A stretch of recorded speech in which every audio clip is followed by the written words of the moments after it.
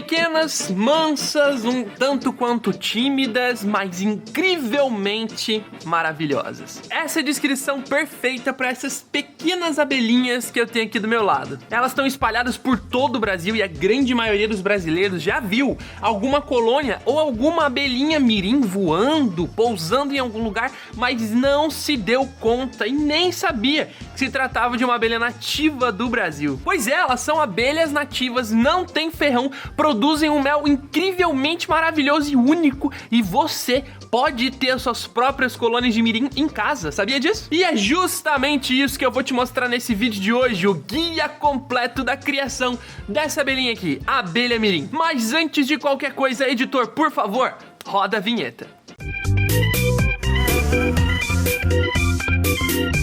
Antes de começar a falar sobre as abelhas mirins, quero saber de você. Você já está inscrito aqui no canal Abelha no Mundo Afora? Ou você está acompanhando os vídeos aqui no canal sem estar inscrito? O que custa pra você clicar no botãozinho vermelho aqui embaixo e garantir a sua inscrição no canal? Você vai agregar mais uma pessoa aqui nessa comunidade incrível de novos abelhudos que chegam todos os dias querendo conservar, proteger, preservar as nossas abelhas nativas. E eu tenho certeza que você estar junto com a gente aqui vai fazer muita diferença. Tanto pra gente aqui do projeto que prepara esses vídeos com tanto carinho, quanto para as próprias abelhas sem ferrão brasileiras. Afinal, a gente leva conhecimento sobre elas para todos os brasileiros que estão aqui acompanhando a gente, pra gente poder juntos preservá-las, protegê-las como de fato precisam ser protegidas. Então eu conto com você, clica no botãozinho vermelhinho ali embaixo, se inscreve no canal para acompanhar cada vez mais vídeos como este e, é claro, deixa o seu like se você gostou desse tema. Fazendo isso, então bora pro conteúdo. Para conhecer as abelhas mirins, primeiro a gente tem que conhecer o grande grupo de abelhas que elas pertencem. Afinal, muitos de vocês que estão chegando para esse vídeo provavelmente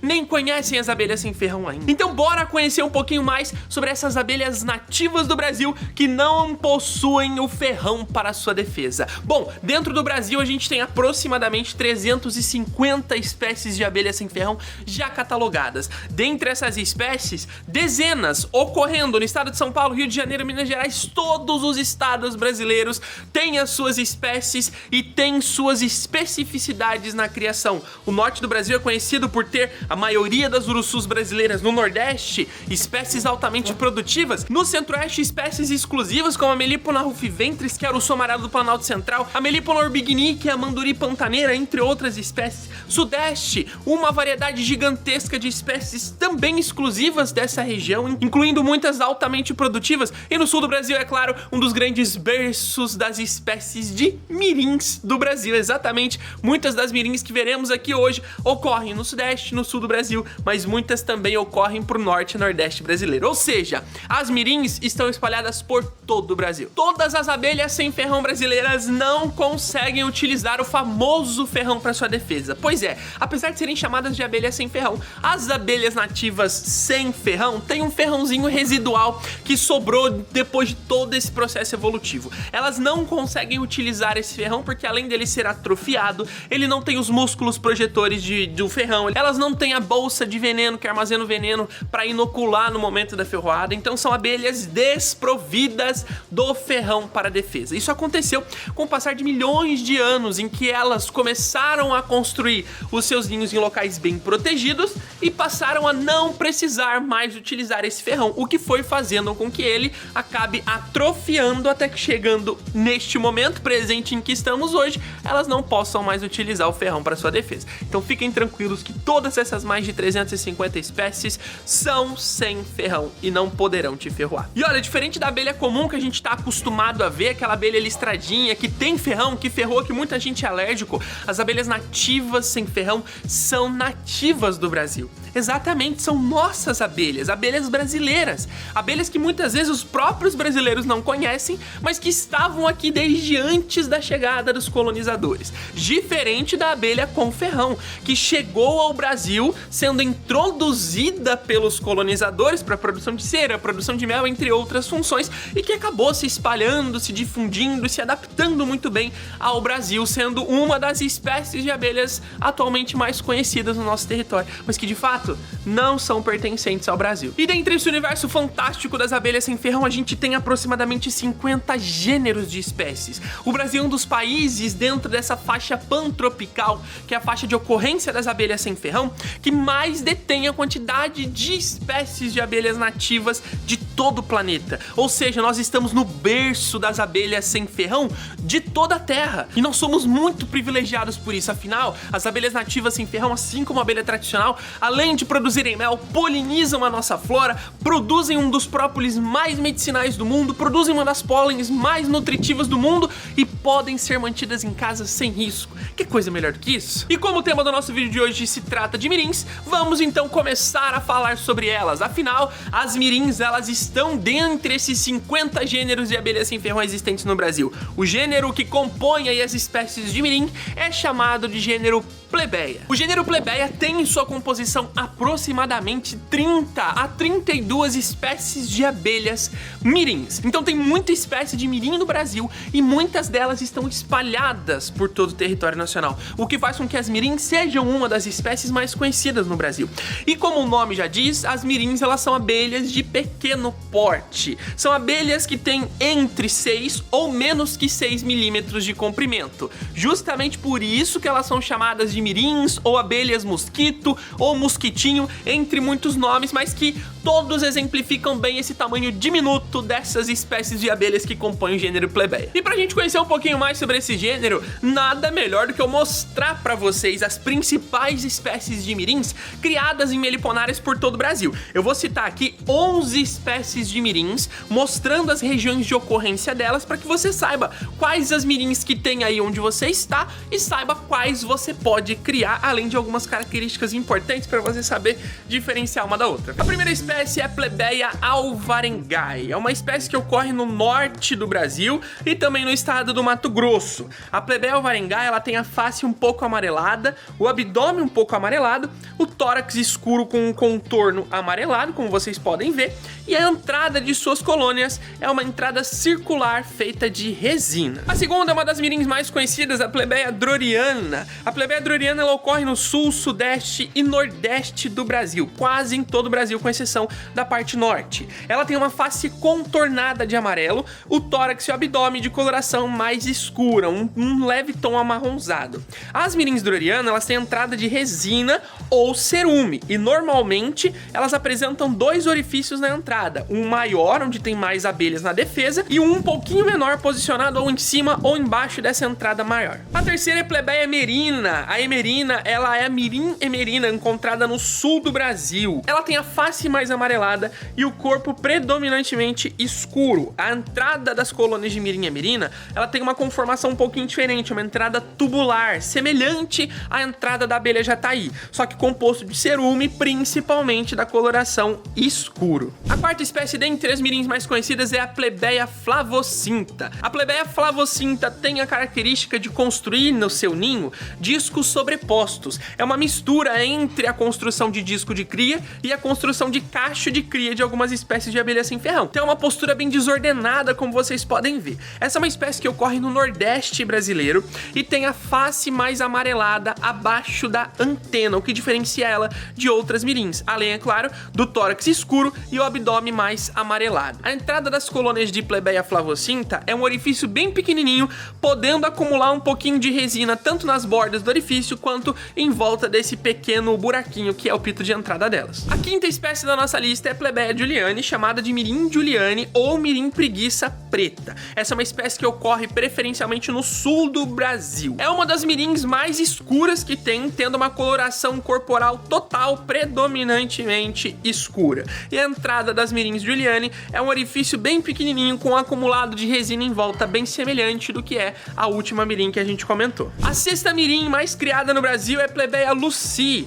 É uma espécie de mirim que constrói na sua região de cria cachos de cria, diferente das outras mirins que tem discos de cria ou discos sobrepostos como a Plebeia flavocinta. A Plebeia luci constrói cachos de cria bem semelhante ao que é as friasiomelitas, marmeladas, moça branca, que são espécies aí do centro-oeste e sudeste brasileiro, tá? A Plebeia luci, ela ocorre preferencialmente no sudeste do Brasil, em todos os estados do sudeste, e também tem uma coloração predominantemente escura, como vocês podem ver.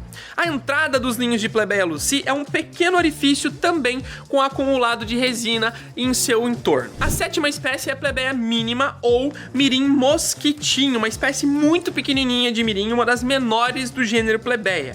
Ela constrói também as suas crias em forma de cacho de cria, assim como a plebeia luci, só que diferente da luci, ela vai ocorrer no norte do Brasil e não no sudeste. Ela é uma abelha lá da floresta amazônica. Ela tem a face e o tórax de coloração escura e as pernas e o abdômen dela tem a coloração amarelado alaranjado.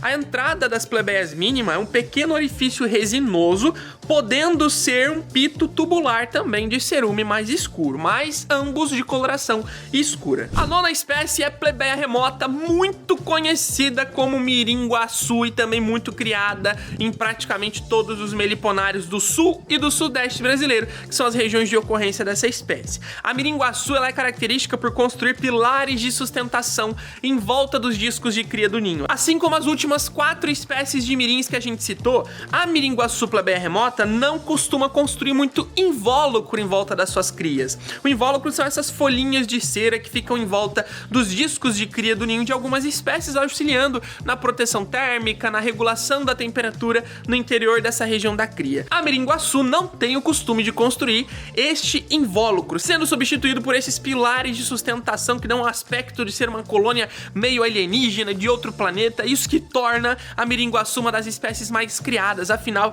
é muito bacana de colocar ela em uma caixinha racional, uma caixa didática, essa que tem aberturas laterais para poder visualizar o ninho sendo construído, a rainha trabalhando, e muito bom também para projetos de conscientização ambiental. A plebeia remota mirim-guaçu, ela é predominantemente escura, podendo ter o abdômen de coloração alaranjada, dependendo aí do genótipo que tem.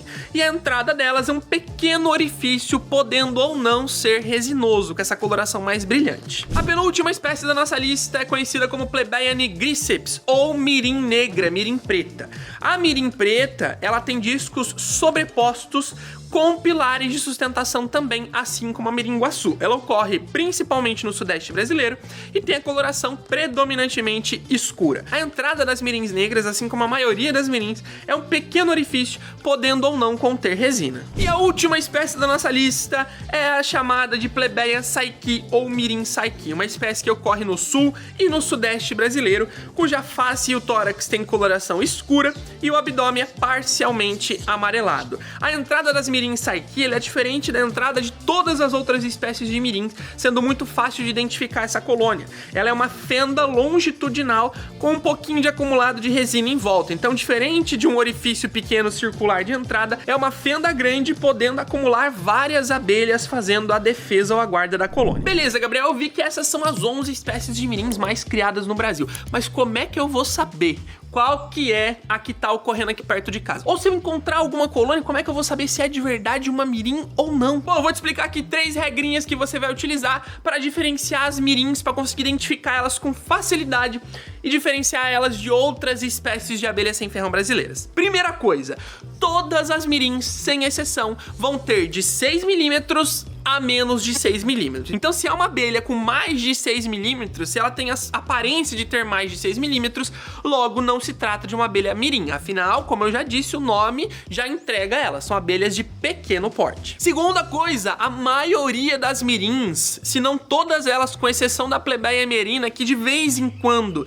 pode construir uma entrada com cerume, que é o mesmo material das entradas de jataí, essa cera bem maleável, todas elas constroem entradas com resina. É uma substância brilhante que, quando seca, fica bem rígida, bem endurecida e que forma o pito de entrada das colônias de mirim. Então é fácil de identificar uma colônia de mirim, é só observar se a entrada dela é ou não é uma entrada resinosa. E a terceira coisa, que não é uma regra, mas pode ajudar bastante, é que as mirins em geral têm a face e o contorno do tórax de coloração amarelada. Olha só essa imagem que você tá vendo aí. A face das mirins, em geral, partes dela ou toda ela tem coloração amarelada, podendo ter o contorno do lado dos olhos, como a mirim droriana.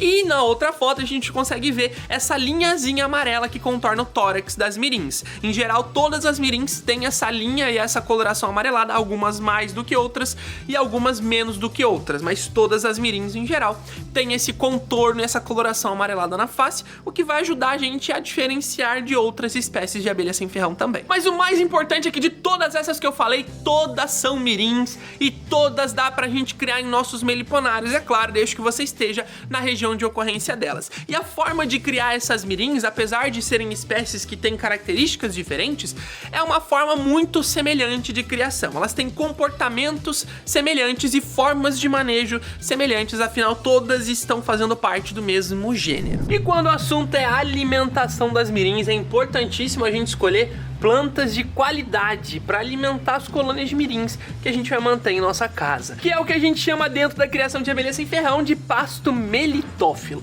O pasto melitófilo correto, que é esse conjunto de plantas que as suas mirins vão utilizar para sua coleta de alimento, ele tem que cumprir 3 pilares principais. Primeiro, tem que ser um pasto de qualidade, não é qualquer planta que vai alimentar suas mirins, já vou te dar algumas indicações de boas plantas para suas mirins.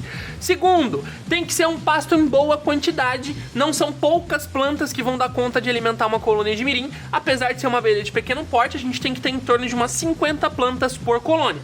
Lembrando que desde essas plantinhas pequenas, como essa falsa érica, que inclusive é uma planta boa para alimentação das mirins e é boa para decoração de canteiros, desde plantinhas como essa de pequeno porte até grandes árvores, todas podem ser consideradas nessa conta. Então não são 50 árvores, são 50 plantas para você alimentar bem uma colônia de mirim. E terceiro pilar, tem que ser um pasto acessível, levando em consideração que as mirins são abelhas sem ferrão de pequeno porte, você precisa ter plantas em um raio de até 400, no máximo 500 metros a partir do seu meliponário. Diferente das abelhas de grande porte, elas não voam longas distâncias para coleta de alimento. São abelhas que têm pouca resistência de voo, afinal são abelhas muito pequenininhas. Então essas plantas que você vai oferecer alimento para suas colônias, independente de ser ou não ser plantas que você está plantando, precisam estar no entorno de uns 500 metros no máximo a partir do local onde você vai manter suas mirins, que essa seria a distância máxima que elas vão conseguir percorrer a partir do meliponário onde elas estão. O melhor mesmo é que esteja bem próximo delas, não tão colado quanto do lado da colônia, mas a uns 50 metros de distância aproximadamente já seria uma distância boa para a coleta de alimento das mirins e é um bom aproveitamento desse recurso. E aqui vai algumas sugestões boas de plantas para você ter por perto para alimentar suas colônias de mirim. Beldroega, uma plantinha muito conhecida em jardins e canteiros que tem uma forração rápida e decoração muito bacana de canteiros, é também uma planta que oferece bastante pólen para coleta de alimento e as maiores visitantes são as abelhas mirins. A mangueira, uma planta que produz frutos, que é também aproveitada para sua coleta de néctar. Apesar da principal polinizadora da manga não ser a mirim, ela sim pode aproveitar do néctar produzido por essa planta e muitas das mirins aproveitam sim dos néctares de mangueira. Erva doce, uma plantinha muito utilizada para chás e também para canteiros de ervas medicinais, é uma planta muito buscada não apenas pela mirim, mas pela maioria das espécies de abelhas sem ferrão de pequeno porte. O coentro e a salsa também são plantas de jardim, plantas de horta que também alimentam as abelhas mirim, assim como o manjericão. E tanto a palmeira jussara quanto a palmeira jeivá, ambas as palmeiras que produzem coquinhos, um chamado de baba de boi, o outro chamado de coquinho jussara, que também produzem palmito no caso da jussara, são plantas que podem também ser utilizadas pelas mirins para coleta de alimento. No caso das palmeiras, assim como todas as outras plantas pertencentes a esse grupo, plantas que oferecem para as abelhas principalmente o pólen como recurso floral. Uma outra plantinha de jardim também muito utilizada pelas mirins para coleta de alimento, principalmente néctar, é o alecrim, que pode ser tanto o alecrim convencional, esse que a gente encontra no supermercado, esse que a gente encontra em floricultura, quanto a espécie mais selvagem desse alecrim, que é chamado de alecrim do campo. A planta que produz a própolis verde nas colônias de apis mellifera é também aproveitada pelas mirins para coleta de néctar. O cipó-uva, uma trepadeira muito usada na meliponicultura para oferecer néctar para as abelhas sem ferrão, é também uma planta que as abelhas mirins vão utilizar para sua coleta de néctar e consequentemente a produção de mel. Outras plantas como o abacate, o brinco de princesa, uma planta ornamental, a douradinha, uma planta medicinal de aspecto rasteiro, a guaçatonga, o tabaco e a xanana são plantas que podem ser utilizadas pela mirim para coleta de alimento. Então, se você tiver alguma possibilidade de ter ou trazer plantas como essa daqui, algumas outras que você perceba que as mirins na sua região estão visitando, traga para perto de você, plante em vasos, tenha próximo das suas mirins para alimentar elas adequadamente. Mas, Gabriel, como é que eu faço para conseguir a minha própria colônia de mirim como essa daqui na minha casa? Bom, uma coisa muito importante e muito legal sobre as abelhas mirins é que são espécies de abelhas muito adaptativas e muito generalistas, o que torna as mirins espécies muito simples de serem capturadas em iscas pet, tanto por quem tá em centro urbano quanto por quem tá em meio rural ou meio natural, afinal elas estão ocorrendo em todos os lugares. E isso é uma característica de espécies adaptativas, que conseguem se adaptar aos diferentes locais. Além disso, as mirins, por terem um tamanho pequeno, conseguem coletar alimento em uma gama de plantas gigantesca, como a abelha jataí, o que tornam elas abelhas muito generalistas e conseguindo se desenvolver em muitos ambientes diferentes, incluindo o ambiente urbano, que não tem muita oferta de pasto nativo, que são essas plantas nativas do Brasil, mas que tem plantas que as mirins ou as abelhas generalistas de pequeno porte conseguem acessar, coletar o seu alimento e, consequentemente, se desenvolver adequadamente. Para captura de abelhas mirins, você tem que preparar iscas PET com garrafas entre 500 ml até 2 ou 3 litros, variando de acordo com a espécie que você quer capturar. Essa daqui, ó, é a mirim guerreira, Plebeia pugnax, uma espécie daqui do sudeste brasileiro, principalmente aqui no estado de São Paulo. Essa espécie aqui a gente consegue capturar nas regiões de ocorrência dela com iscas de 2 litros, diferente da mirim droriana, uma espécie que a gente captura normalmente com iscas de 1 a 2 litros, diferente da mirim mosquitinho ou mirim luci, que são espécies muito pequenininhas que a gente capturaria com iscas de 500 ml, diferente da mirim guaçu, que é uma espécie um pouco maior e que depende de um espaço um pouquinho maior para sua captura. Então esses tamanhos vão variando, mas em média fica entre 1 litro e 2 litros as iscas para capturas de abelha mirim. Lembrando que para capturar a abelha mirim você precisa de uma isca com uma boa termorregulação,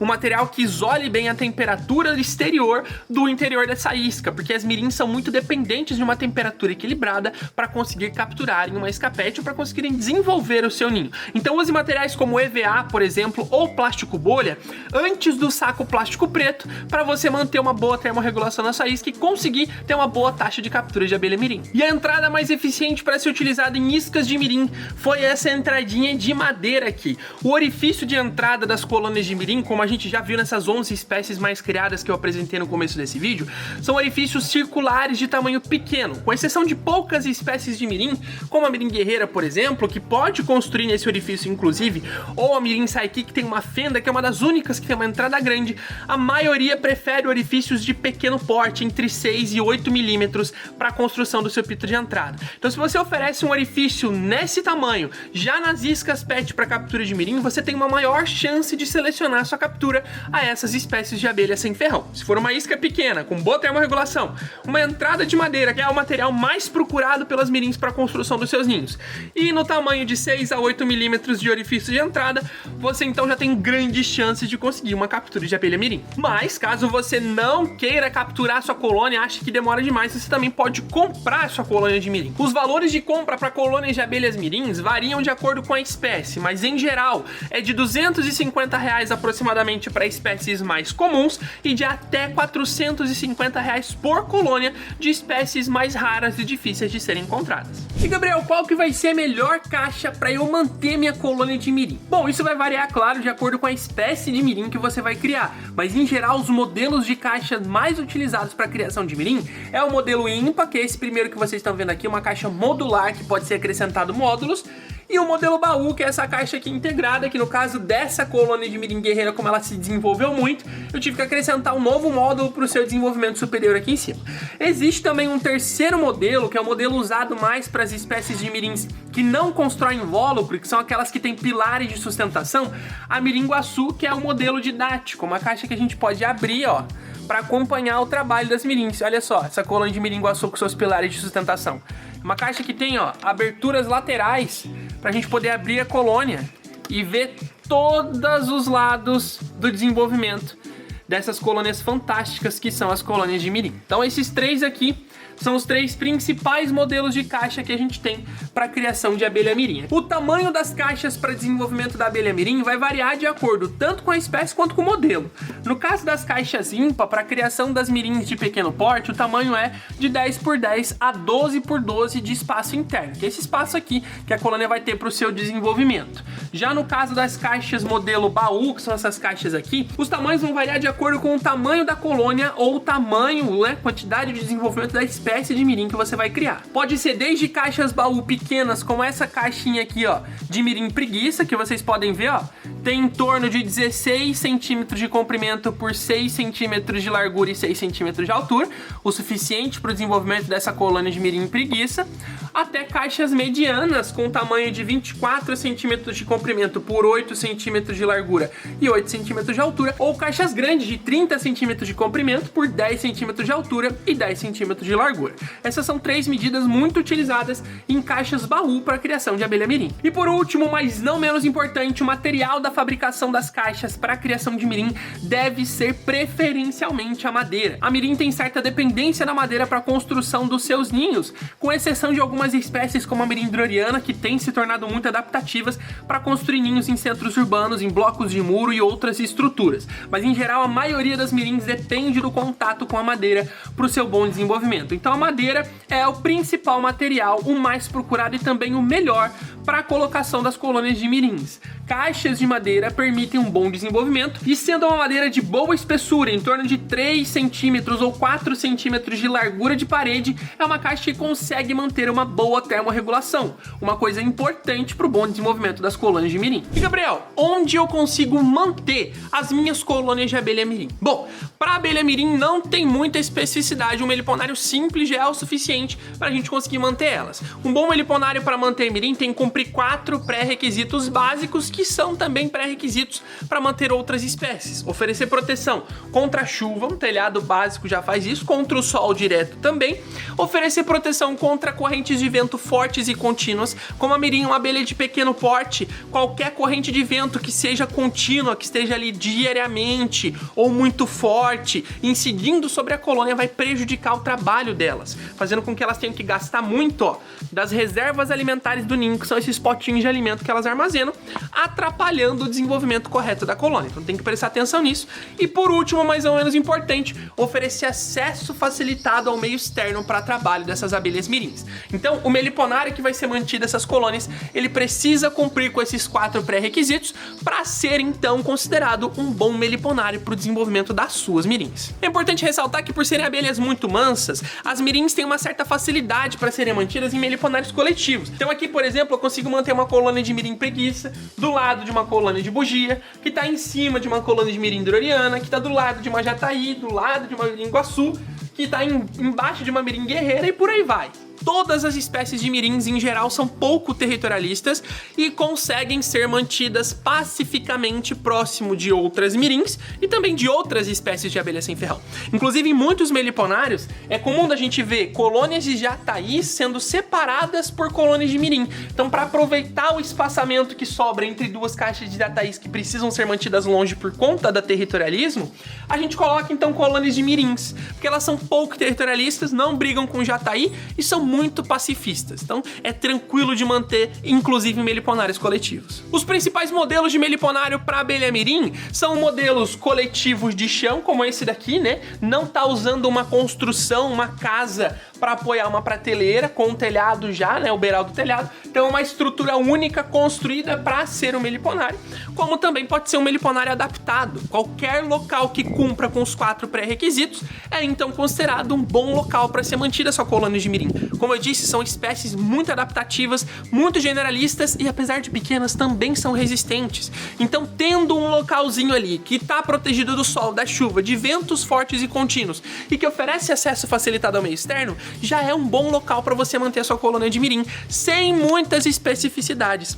Quer ver um dos principais meliponários usados para manter mirins, principalmente por quem está começando a atividade? É esse aí que você está vendo, o meliponário coletivo de parede. São prateleiras adaptadas em paredes que aproveitam o beiral do telhado, da lateral de casas, de construções e fazem dali um meliponário adequado e um dos melhores para você manter suas mirins. Então não precisa de muito esforço, na verdade, quase esforço nenhum para você ter um bom local para manter a sua futura colônia de mirim. E quando o assunto é o ninho das mirins, eu peguei aqui 2 colônias, uma de mirim guaçu e uma de mirim preguiça, pra gente ver as diferenças entre as principais estruturas desses ninhos, tá?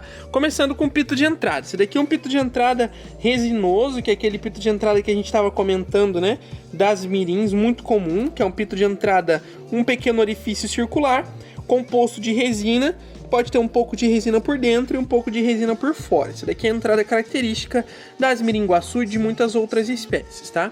Diferente desse pito de entrada aqui, que é um pito de entrada composto de cerume, ó, uma estrutura bem maleável, como vocês podem ver, muito próximo do pito de entrada de Jataí, que é a principal estrutura de entrada das colônias de mirim guerreira, que não é de fato uma abelha pertencente ao gênero plebeia, que é o gênero das mirins, mas é uma abelha popularmente chamada de mirim e tem as conformações do ninho muito semelhantes aos ninhos de abelha mirim. Então a gente vai usar ela e a mirim-guaçu, que é de fato uma plebeia, como exemplos pra gente ver como são os ninhos, tá? Começando então com a mirim-guaçu. Bom, as principais estruturas de um ninho de mirim-guaçu que se assemelham aos ninhos de mirins em geral é o pito de entrada, a primeira estrutura de defesa do ninho, que seria o orifício por onde as operárias que fazem o camperismo e também a guarda vão ficar posicionadas. E logo por dentro do pito de entrada, lá dentro da colônia, eu coloquei um flash pra gente conseguir ver, lá embaixo, ó, bem na frente do pito de entrada, a gente tem uma espécie de um túnel construído pelas abelhas.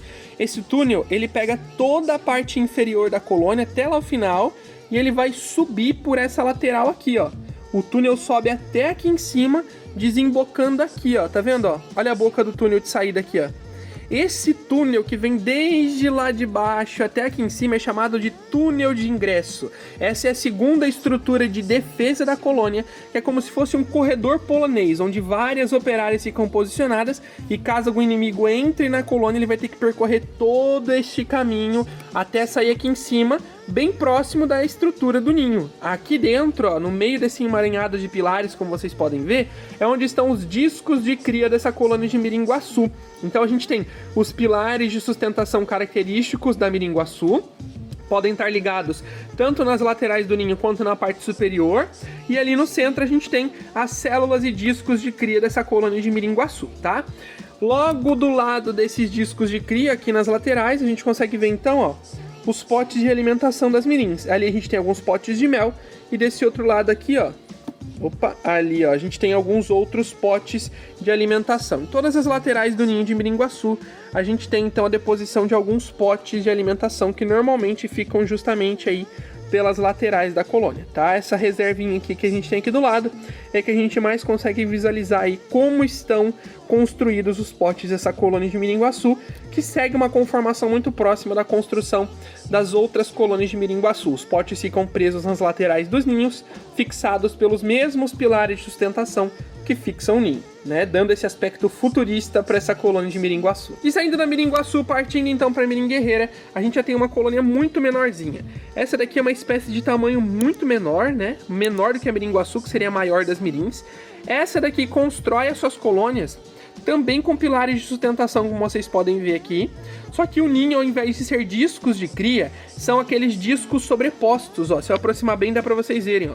É um disco meio quebrado em cima de outro, que tá meio de lado, junto com o outro. É uma região de cria pouco organizada, quando comparado com a mirim-guaçu, que tem esses discos mais organizados, né? Deixa eu ver se consegue focar. Aí, ó, que tem esses discos mais organizados. Então esse daqui é uma estrutura de cria mais desorganizada quando a gente compara com a mirim-guaçu, que tem os discos mais organizados um em cima do outro, né? Essa é uma colônia de um aspecto de construção de cria diferente. Mas, ó, se a gente observar, as estruturas do ninho da mirim preguiça seguem a mesma conformação, começando pelo pito de entrada, que é mais cerumoso, né? Tem essa cerinha mais maleável, diferente da resina da mirim-guaçu. Entrando aqui, a gente tem também, ó, o túnel de ingresso. Tá vendo essa estrutura aqui, ó? Esse daqui é o túnel de ingresso. Ele vem desde aqui de baixo, ó, pra lateral, sobe, dá aqui em cima e depois, ó, vem pra lateral e desce aqui. Túnel de ingresso da colônia de mirim preguiça, ela termina aqui em cima, ó, na região da alimentação. Aqui a gente tem, então, a região da cria, com todas as pequenas células de cria agrupadas uma ao lado da outra e formando esses discos de cria sobrepostos, fixados pelos pilares de sustentação, assim como na colônia de mirim-guaçu. E aqui do lado, esses pequenininhos potinhos são a reserva alimentar dessa colônia de mirim preguiça. A gente consegue perceber muito bem a diferença entre os potes de pólen, que são esses mais claros, e os potes de mel, que tem a coloração mais escura e dá pra ver exatamente o nível do mel ali nessa colônia. A reserva alimentar da mirim preguiça, ela é comumente agrupada assim, vários potinhos um ao lado do outro, né? Aqui a gente consegue ver várias operárias percorrendo o ninho, andando em volta do ninho, e normalmente a rainha fica aqui sobre os discos verdes, que são esses discos mais escuros que a gente está vendo aqui embaixo. Esses mais clarinhos aqui são os discos maduros da colônia. Eles ficam mais claros porque a camada de cerume que reveste eles, ela vai sendo retirada pelas operárias guardas aqui para facilitar o posterior nascimento dessas crias aqui, tá? Então é assim que é por dentro dos ninhos de mirim. Tanto a mirim preguiça quanto a mirim guaçu exemplificam muito bem como são as estruturas por dentro de um ninho de mirim, mas eu vou deixar aí mais algumas imagens para você ver, alguns vídeos para você ver de como é por dentro de um ninho de mirim, incluindo aí ó, os discos de cria, como você pode ver, a rainha em cima dos discos de cria, incluindo os cachos de cria no caso da plebeia flavocinta, que é esse vídeo que você tá vendo, que são mirins que constroem a estrutura de cria em forma de cacho, diferente dos discos sobrepostos e os discos comuns, incluindo também as reservas alimentares dessas colônias de mirins que vocês estão vendo no vídeo, tá? E agora que a gente já conheceu como é o ninho de mirim por dentro, a gente pode então conhecer uma outra característica das abelhas mirim que é muito bem marcada e pronunciada, que é o mel das mirins. Sim, apesar de pequenininhas, as mirins também produzem e estocam mel dentro de suas colônias. Muitas das espécies de mirins, por serem muito pequenas, a coleta de mel é inviável, como é o caso, por exemplo, da mirim preguiça aqui, que vocês viram que os potinhos são bem pequenininhos, quase que não dá para encaixar a pontinha da seringa lá dentro. Então, realmente, a quantidade produzida é inviável para coleta por nós humanos. Mas sim, tem algumas espécies de mirins que dá pra gente coletar um pouco de mel para provar e até mesmo para comercializar. A mirim guaçu, mirim droriana, mirim amerina e mirim saiqui são exemplos de mirins que estão sendo utilizadas para a produção de mel, assim como a abelha jataí, e que estão sim sendo utilizadas para produção inclusive comercial. Tem mel de mirim amerina disponível em algumas lojas conhecidas que vendem mel na internet e por valores exorbitantes, podendo chegar até R$1.000 o litro fracionado, por conta da baixa produtividade e da dificuldade de ser encontrado. Então, ó, tem um grande mercado disponível aí com as abelhas mirins. Mas falando do mel das abelhas mirim, ele tem características únicas. A maioria dos méis de mirins são méis pouco comuns, muito diferentes do mel bem doce tradicional que a gente conhece. Eles têm, em alguns casos, um sabor mais umami, que é um sabor agridoce, né? Entre salgado e entre doce. Fica ali um mel bem diferenciado, como o mel de borá. Em alguns casos, um sabor intensamente cítrico, como é o caso de algumas mirins do sul do Brasil. Em geral, as mirins produzem, dependendo da espécie, entre 300 e 400 gramas de mel por colônia por ano. Isso as espécies mais produtivas. As que produzem menos, como a mirim preguiça, por exemplo, a gente nem considera a produtividade. Então as mais produtivas, que são mirim guaçu, amerina, saiqui, mirim droriana, que já são usadas em alguns casos para coletar um pouquinho de mel, essas, dependendo da força da colônia, chegam a produzir até 300, 400 gramas de mel por colônia por ano. E por fim, mas não menos importante, na criação de abelha mirim, a gente precisa se atentar a alguns cuidados básicos com as mirins, que dependendo do caso, da estação e da época do ano, são indispensáveis para a sobrevivência das suas colônias. Primeira coisa, suplementação de reforço. No inverno é muito comum que as colônias de mirins, elas passem um certo aperto para conseguir se desenvolver. Como são abelhas muito pequenininhas, dependendo da intensidade do frio, elas não conseguem sair para coleta de alimento. Então, a partir de 18, 19 graus para baixo, a grande maioria das espécies de mirins já não está mais realizando trabalho externo de coleta. Isso impossibilita com que elas consigam reaver o estoque alimentar que está sendo consumido para manter a colônia. Pensa só, uma colônia de abelha sem ferro é como se fosse um carro que está em constante funcionamento, o nosso organismo. E para funcionar precisa consumir energia. Essa energia ela é consumida a partir dos potes de alimento que elas estocaram durante primavera e verão. Só que se passa um inverno muito rigoroso, elas não conseguem sair para trabalho, esse estoque vai sendo consumido e um novo estoque não vai sendo gerado. Portanto, a suplementação de reforço com xarope, um bombom de pólen, uma papinha proteica e um pouco de ceramista, dependendo da colônia, do local, da época do ano, é muito importante. As quantidades são pequenas, afinal as mirins são abelhas de pequeno porte. Então, se for oferecer um bombom, é um bombom do tamanho dos potinhos de alimento da colônia de mirim que você está suplementando, então é bem pequeno. Se for oferecer xarope, é 3 vezes a quantidade que está dentro de um potinho de alimento de mirim. Então, uma mirim droriana, por exemplo, receberia em torno de 15 a 20 ml de xarope, diferente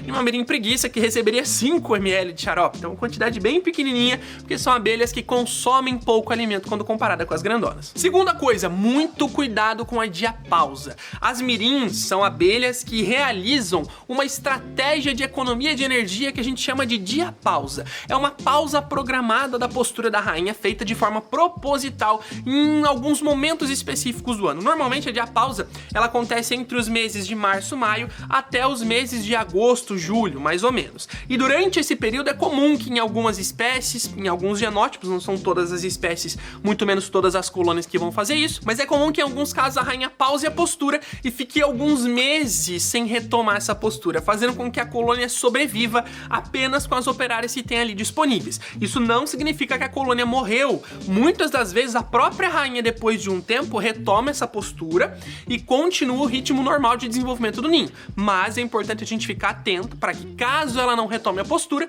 a gente ofereça a suplementação adequada para fazer com que isso aconteça. Que em geral é a papinha proteica disponível na nossa loja Empório Ama. Depois você acessa, o link está disponível aqui embaixo, tem vários materiais para ajudar você aí com as suas colônias de abelha sem ferrão. Terceira coisa que me perguntam muito sobre as abelhas mirim: Gabriel, eu preciso ficar limpando o lixo da minha colônia de mirim? Bom, a resposta é não. Você não precisa ficar limpando a lixeira ou o lixão das suas colônias de mirim. Para você que ainda não viu um lixão de uma mirim, eu vou te mostrar agora. Ó, lá embaixo, ó, da colônia de Miringuaçu, lá embaixo, na parte que tá focada da câmera, a gente consegue ver vários amontoados de resíduo, tá vendo? Embaixo do ninho tem várias abelhinhas andando em cima dele. Aqueles amontoados de resíduo lá é o que a gente chama de lixão das colônias. As mirins, em geral, tanto o miringuaçu quanto o duroriana, outras espécies, costumam acumular bastante daquele lixo que a gente está vendo lá embaixo, no que a gente chama de lixeira da colônia, que é justamente esse amontoado de lixo que fica ou nos cantos, na parte inferior, normalmente, do ninho, tá? Esse lixão aqui, apesar de ser um acumulado de resíduos da colônia, de abelhas mortas, resíduos de pólen, resíduos de mel, é uma importante estrutura dos ninhos de mirim. Elas mesmas fazem o controle e a limpeza desse lixão, e o lixão, em algumas pesquisas científicas, mostrou ser importante para o desenvolvimento das mirins. Afinal, por conta da decomposição de matéria orgânica e os micro-organismos que estão ali consumindo essa matéria, ele gera uma temperatura maior, auxiliando no aquecimento geral da colônia de mirim. Então o lixão normalmente é de 2 a 3 graus superior à temperatura interior do ninho, fazendo como se fosse uma espécie de um termostato dentro da colônia, mantendo a temperatura do ninho equilibrada durante o inverno. Por isso que é comum que elas acumulem bastante lixo no inverno, justamente como uma estratégia de aquecer a colônia, utilizando o processo químico da decomposição de matéria orgânica causada pelos micro-organismos que estão lá no lixão. Então você não precisa limpar o lixão da sua colônia de mirim. Elas mesmas limparão se sentirem necessidade, até porque o lixão em alguns momentos se torna importante para o desenvolvimento do ninho. Quarto cuidado importante com as suas colônias de mirim é sobre a divisão. Na hora de dividir a sua colônia de mirim, é importantíssimo que você verifique a existência de uma realeira. As mirins, assim como as outras trigoniformes, precisam da realeira para surgir uma nova princesa e depois ser coroada como uma rainha, copular com o zangão e fazer todo o processo que a gente já viu em outros vídeos aqui do canal. Se não tem realeira, não tem como nascer rainha e logo a sua divisão não terá sucesso. Então se preocupe com a realeira, que normalmente é uma célula de 3 a 4 vezes o tamanho da célula normal da colônia, como vocês estão vendo nessa imagem aí, e que fica nas bordas dos discos de cria. É fácil de identificar. Você tem que pegar o disco maduro que tá com essa realeira, senão não tem jeito. Sua colônia de mirim dividida não vai ter muito sucesso. Quinta e última coisa, é importantíssimo quando a gente está criando abelha mirim ter os cuidados necessários e entender como fazer o manejo de controle de um ataque de abelha limão. As mirins, por serem muito tímidas, abelhas muito mansas, elas também são muito suscetíveis ao ataque de abelhas saqueadoras como a abelha limão. As colônias de mirim, assim como iraí e algumas outras espécies, são alvos certeiros do ataque de abelhas limão. Então a gente tem que ter as estratégias e o conhecimento necessário para tanto prevenir os ataques de limão, quanto, se for preciso, agir no momento de um ataque para salvar as nossas colônias de mirim. Apesar de serem resistentes e adaptativas, as mirins dependem de manejos e de cuidados específicos para que elas possam sempre se manterem seguras e bem turbinadas o ano todo, e para isso a gente precisa de conhecimento. Caso contrário, uma colônia de limão ataca a sua mirim e você não sabe o que fazer, a mirim morre. Ou no caso de uma diapausa que não reverte, você não sabe o manejo de suplementação para colocar em prática, você vê a sua colônia definhando sem saber saber o que fazer. Ou em uma divisão que você faz sem realeira, a colônia filha não surge uma rainha e você não sabe qual ação tomar para reverter o problema ou para reverter essa situação, tanto com a colônia mãe que foi prejudicada, quanto com a colônia filha que não tem projeções de conseguir se estabelecer. Mas não se preocupe, eu já pensei num caminho de conhecimento para você ser capaz de criar suas mirins e qualquer outra espécie de abelha sem ferrão na sua casa.